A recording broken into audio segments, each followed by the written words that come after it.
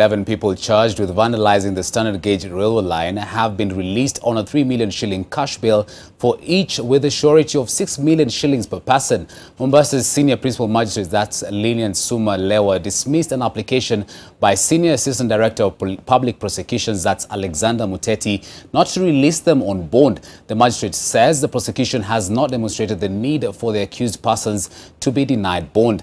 Among the accused, 7 were charged with dealing with scrap metal without a license, contrary to the Scrap Metal Act.